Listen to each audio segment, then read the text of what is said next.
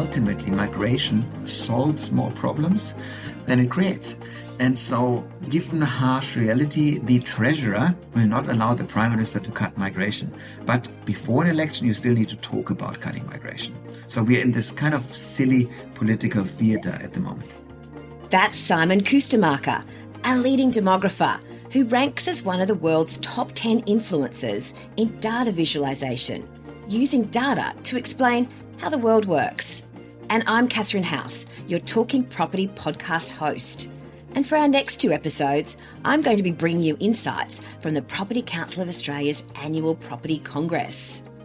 I travelled to Townsville last month to attend the conference to find out what's top of mind for the property industry's decision makers. It was a chance to get under the hood, to hear what some of the future market drivers will be. And I was particularly fascinated by a presentation from Simon. Simon co-founded the Demographics Group in Melbourne, is a columnist for the Australian newspaper, and is a prolific commentator on demographic and societal trends, whose social media posts reach over 35 million people each month. I was lucky enough to nab Simon straight after his Congress presentation, so please forgive any background noise.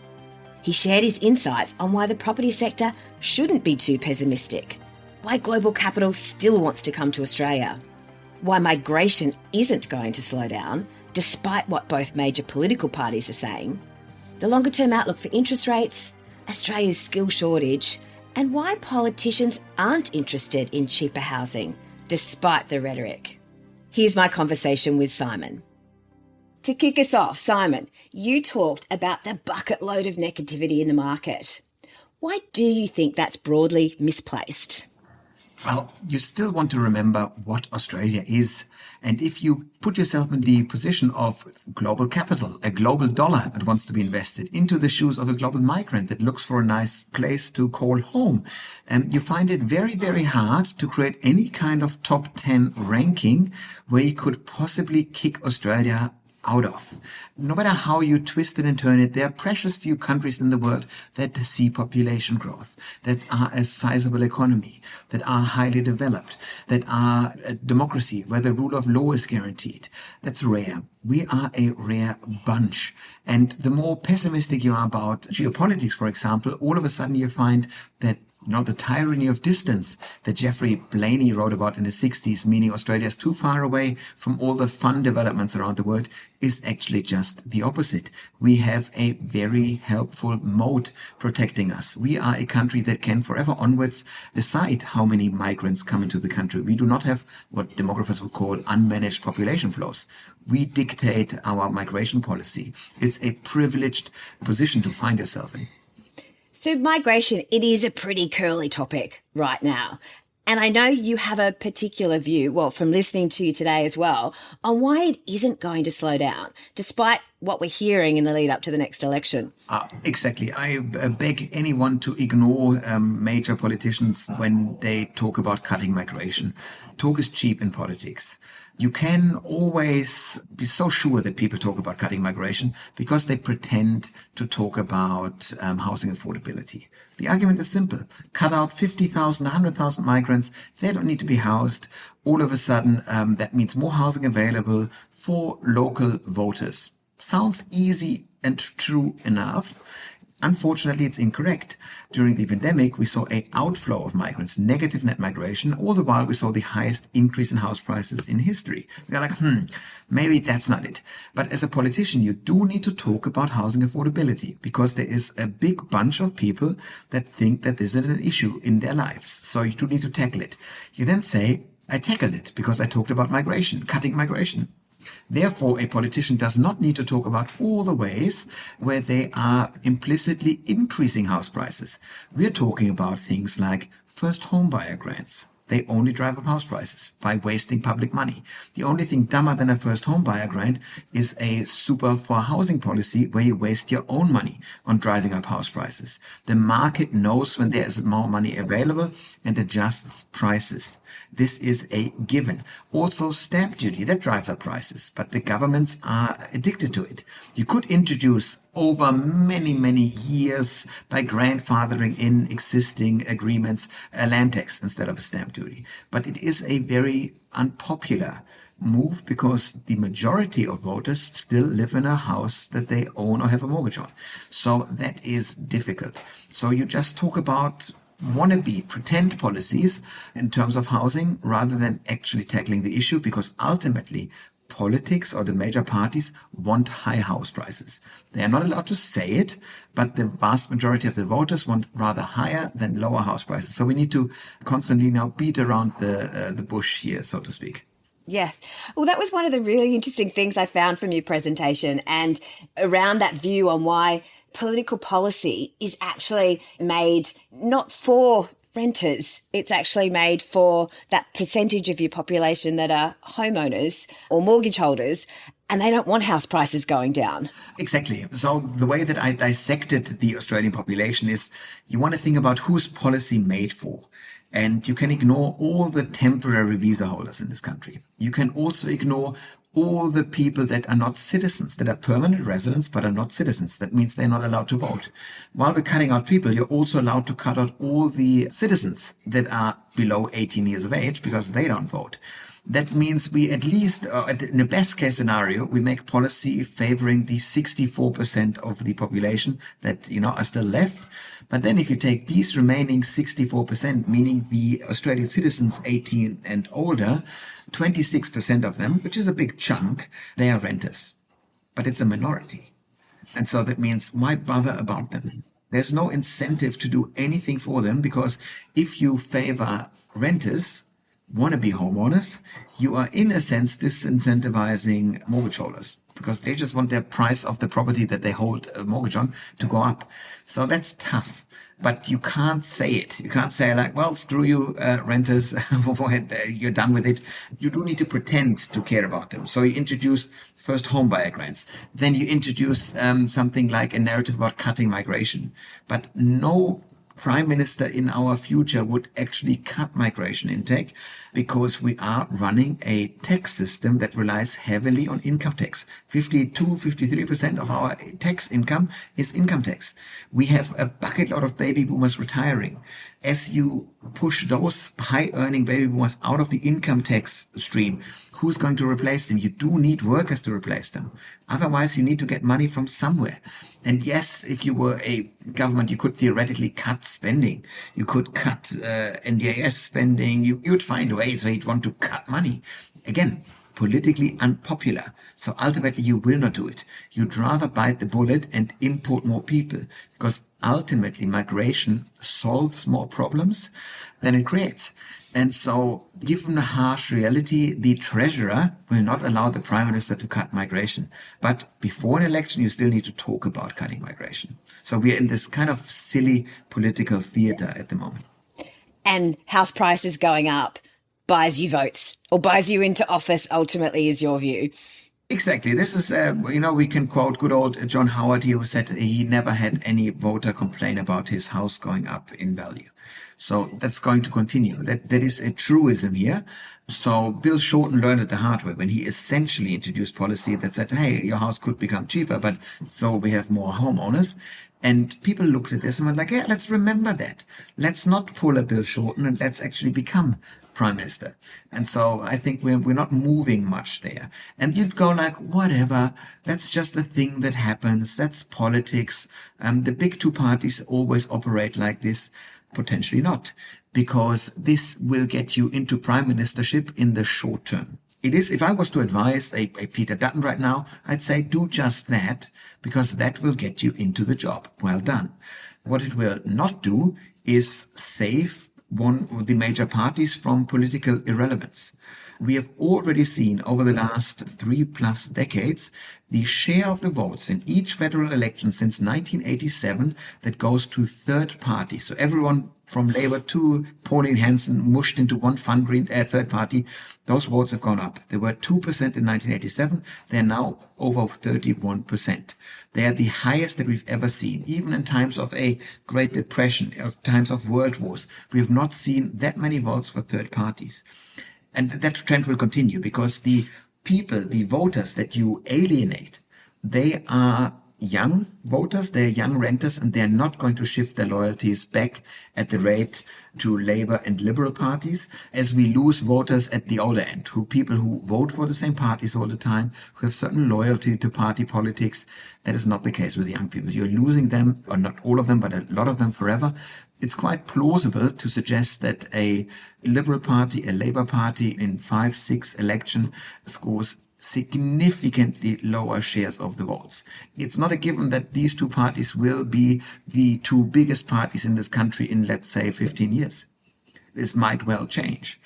So in the long term, the parties are maneuvering themselves into a corner and potentially out of political relevance. There are international case studies. I'm looking at the German Labour Party, the SPD, for example. They scored votes of 40% plus in the 80s and 90s. They had the same stock standard decline. They're now polling at 14 to 15%. And they're the third to fourth largest party. That's a big drop. Oh, exactly. And it can happen here. Absolutely. I mean, what does that mean for the property sector? Well, what it means for the property sector is first and foremost that the third parties, overwhelmingly the Greens and the Teals, will increasingly be setting policy, housing policy, because they are the balance of power in government. So what this might look like, we are seeing at the moment, with the Greens blocking, you could call them from their perspective positive Labour housing policies, because they're saying this is not far enough. We need more. And a party that is purely in opposition can be that strong and strict, and should be that strong and strict, because this will be a winning strategy. The Green votes will increase. By how much depends on how many Teals will throw out the next election. But I'm very certain that we'll see an even higher share of third votes going to the Teals and the Greens and all other third parties in the next election, as the disillusionment with the major parties continues. And the Liberal and Labour parties have no one but themselves to blame for this. If you wanted to stay relevant in the long term, you would need to do something really weird right now. You would need to make policy for young renters, for the exact people that you can easily ignore to win an election, because you want to make sure that their loyalty gets won over permanently. And at the moment, you're alienating permanently. So that speaks for a very tough decade ahead for those two big parties. Yes. So if we turn back to migration, you were saying at the conference that one of the things that makes you the most nervous is the skills shortage, or the looming skills shortage. Can you talk me through your views on that? The skills shortage is just a quick way of saying there are not enough workers of a specific occupation for the economy as a whole. And yes, the pandemic kind of sort of helped to create this, because we told temporary visa holders that they wouldn't be getting any financial assistance, so they buggered off. That created a dip of 300,000 people in a workforce of 14 million. That had an impact, but why is everybody still complaining about the skills shortage now that the pandemic is over for all intents and purposes? Well, because the skills shortage is not going to get improved, since it is baked into the demographic pie. What we shall be seeing over the coming decade is we see the entire baby boomer cohort entering retirement. Big cohort leaving the world of work. At the other end, we have a relatively small cohort entering the world of work. There's people that are in their early 20s that don't contribute to the workforce at scale. There are international students in there. There are so many young people in there that hang out in the educational system for just one more degree. So they're not helping us. Plus, for the next 12 years, millennials, the biggest generation of them all, continues to make babies. That means they go on parental leave. They leave the world of work, at least temporarily. So there's a skills shortage there, and that is not going to improve. So any kind of business, the first thing you want to remember is to be nice to your staff. Retention is the name of the game. It Yes. also means that all those fun buzzwords, your AI, robotics, automation, your modern methods of construction in the property sector, that these are our friends. They will not create desperate groups of unemployed people roaming the streets. Far from it. This is our one chance that we got to make sure that we have enough workers in the system. But it is going to be difficult to change the way that we do build, was one of the things that you said today, how we bankroll that is the really difficult part of the puzzle. Yeah, exactly. So you could imagine a technological solution where we say, yes, the renovations that need to take place, these small infill developments, where you bulldoze a house, you squeeze in two townhouses, that will need to be done by individual tradies doing it the way we're doing it right now because it's too hard to operate at scale there. Cool. But we are building high density, we're building medium density, we're building on a greenfield site. These houses, if you look at them, are we building them in the best possible way that you could theoretically imagine? You say, like, no, surely we could build heaps of these individual builds in a factory with robots, meaning you have much fewer labor costs, much fewer labor requirements. You have no bad weather interrupting you. You have almost completely eliminated material wastage out of the system. And you then just build those elements, not cookie cutter stuff. This would be highly individualized stuff. And then you Lego it together on site. That would be one way of rethinking this. The problem with this approach here is that these factories don't exist. That means you need to develop them. It means you need to fund them. It means you need to have some investor with very, very deep pockets and a very long investment horizon with an appetite of making potentially a loss for 8, 9, 10 years before these things work really well and at scale. And I go, well, it's a tough ask, asking for this type of money. I think theoretically super funds have a long-term investment. They are beside themselves with what to do with their wealth. They're freakishly rich and growing. So I think that might be an option. Or government could help to subsidize these kind of, modern method of constructions. But you can't just turn on a switch. You do need to literally develop the robots, the whole integrated system. You go, ooh, that might even theoretically completely change the role of a developer. Do you need a developer? Is this just the builder then? Who's funding this? What's the role? And I think as a big business here, as a big developer, I'd want to rethink. I want to at least strategize in my boardroom. Could I theoretically be pushed out of business by this kind of model? If some sort of crazy tech billionaire comes along, completely develops a new way of building greenfield and medium density and high density housing, are we still relevant? And that's the kind of tough discussions that I think are needed right now. And ultimately this will lead to a better future because we do need to push our workforce to be more productive. Earlier on today, Peter Costello, old treasurer, doubled down on in his remarks how important it is to increase productivity. And I'm fully in agreement with him there. The construction industry, property industry does need to become more productive. And that's easier said than done because the workers in the traditional tradie sense that are on site right now, they're not being unproductive. It's just how much more productivity can we squeeze out of them? It's like not so much unless there is a paradigm shift. Yes. So another thing I was particularly interested in, and you talked about it briefly, but it struck a chord with me. You talked about interest rates and obviously the view that they are going to go down at some point, but you have a particular view on the longer term outlook for interest rates. Can you talk me through that? Yeah. So if I'm looking at the next decade in Australia, we are seeing the biggest generation, millennials, moving into the highest spending phase of the life cycle. That means millennials, that's the mid-40s. Millennials spend every dollar they earn. They draw high incomes, they're dual income households in the highest income earning phase of the life cycle. They already have all the kids that they will ever have. They have a big fat mortgage. Every penny that a millennial gets in their mid-40s is going to be spent, be sent back to the economy. It's fun for all those businesses that help you to fill your house with crap, your Bed Bath and Beyonds, your Barbecue Galore, your Bunnings. It's great for them. It's not so great for the Reserve Bank because they want us to stop consuming money because they see the interest rate is being too high. They have one tool, cash rate, that creates into the interest rates. And they go, well, we increase that thing. And then you and I and everyone here who's listening is not spending money anymore. That has deflationary impacts. You cannot make the millennials stop spending money. And you can't even bet on poor penny-pinching pensioners at the other end because the boomers, the new cohort of retirees, they are all asset rich. They own their own home. That leads to what we call the wealth effect. That means your property is worth a lot of money. You feel rich and you spend money accordingly. So that is also tough. to do. And of course, boomers earn the vast majority of cash savings. That they have all the cash. So high interest rates and rising house prices are good for them. So the biggest generation, millennials, and the richest generation, boomers, are definitely going to spend money like crazy in the coming decade. That means, structurally speaking, the coming decade wants to see interest rates that are higher rather than lower. I'm not saying that there will not be an interest rate, but when we look back at the next decade compared to the last decade in 10 years' time, we'll see that the interest rates, at least from the demographic perspective, will have been higher rather than lower in the decade before. Not being a boomer or a millennial, I'm a little bit upset about these higher interest rates in the future, Simon. Yeah, you're just stuck in the home owning Gen Xer phase.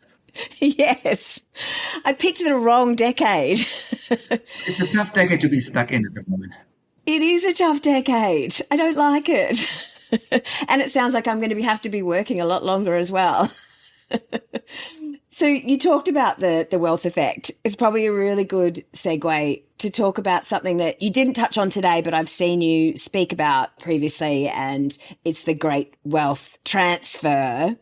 What is the great wealth transfer, and how is that impacting the property sector? Yeah. Theoretically, we should all transfer wealth from one generation to the next while everybody is still alive.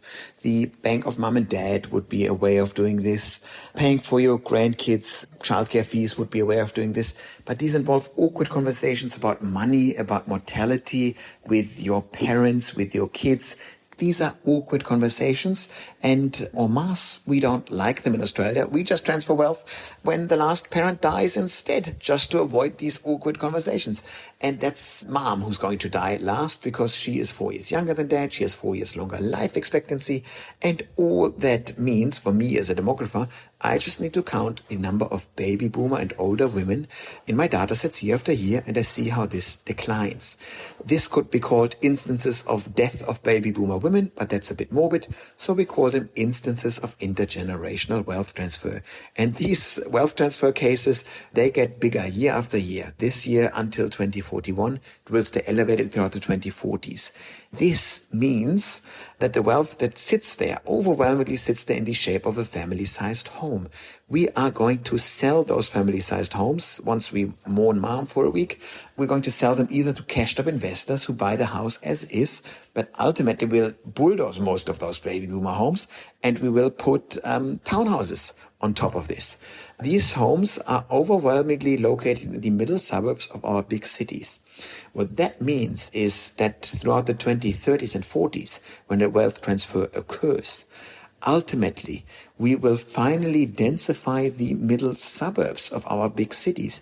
At the moment, all the action is at the city center, big apartment towers, and on the urban fringe, where we create greenfield housing. That is a shift, a fundamental shift that happens to occur throughout the 2030s and 40s. And ultimately, this will going to massively benefit the millennials who right now move to the urban fringe because this is where they find family-sized housing. And when they then think about upgrading, they will come back to the middle suburbs because the next cohort that makes babies when the millennials want to move back to the inner city, they don't have the money, the cash to buy into those more expensive suburbs. So there'll be a lot of churn over in the housing market. On average, we will stay in our homes for shorter periods of time. On average, the 2030s and 40s just promise to be the most lucrative decade in the housing market ever. So anyone invested in, property transactions, for example, building, renovating those houses, building medium density dwellings, they will have an absolutely marvelous decade in the 2030s and 40s. Don't retire before that. Well, it sounds like I shouldn't retire anytime soon. Thanks for joining me today, Simon. We've certainly covered a lot of ground today. Oh, it's been an absolute pleasure to be on your program. And to our listeners, thanks for tuning in. And make sure to follow Talking Property on your favourite hosting platform so you don't miss our next Property Congress podcast and an upcoming 2025 Property Predictions series. We'd also love it if you could rate or review Talking Property to help spread the word. Until next time.